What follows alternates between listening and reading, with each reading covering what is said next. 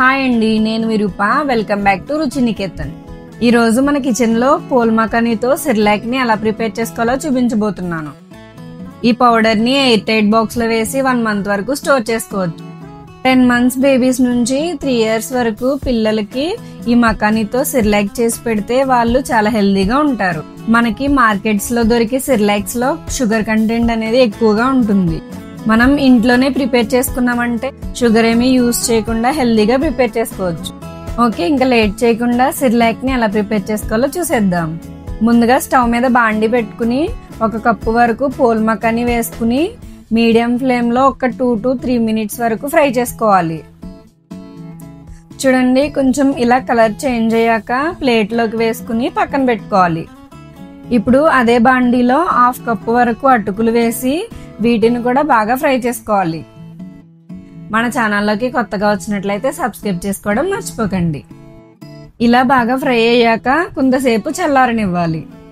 తర్వాత మిక్సీ జార్లోకి ఫ్రై చేసుకున్న పోల్ మకానీ అలాగే అటుకులను వేసి మెత్తగా గ్రైండ్ చేసుకోవాలి. మా వీడియో కనుక మీకు నచ్చినట్లయితే లైక్ చేయండి. అలాగే మీ ఫ్రెండ్స్ అండ్ ఫ్యామిలీ మెంబర్స్ కి కూడా షేర్ చేయండి. చూడండి, ఇలా ఫైన్ పౌడర్ లా గ్రైండ్ చేసుకోవాలి. ఇప్పుడు సిర్లాక్ ని ప్రిపేర్ చేయడానికి స్టవ్ మీద గిన్నె పెట్టి చిన్న గ్లాస్ వరకు వాటర్ ని అలాగే చిటికెడు సాల్ట్ ని వేసి వాటర్ ని మరిగించుకోవాలి. వాటర్ మరిగేలోపు వేరే బౌల్లోకి 1 టీ స్పూన్ ప్రిపేర్ చేసుకున్న పోల్ మకానీ పౌడర్ ని వేసుకుని కొంచెం వాటర్ వేసి లమ్స్ లేకుండా బాగా మిక్స్ చేసుకోవాలి.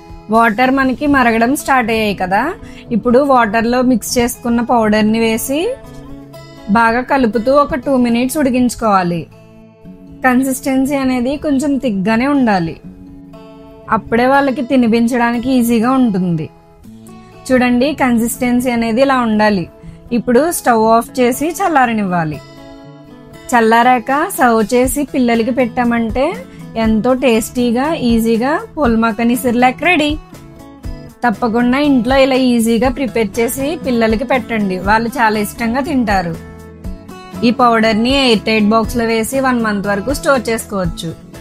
అలాగే మీరు ప్రిపేర్ చేశాక మీకు ఎలా వచ్చిందో మాకు కామెంట్ చేయండి. ఇంకో వీడియోతో మళ్ళీ కలుద్దాం. Okay, bye.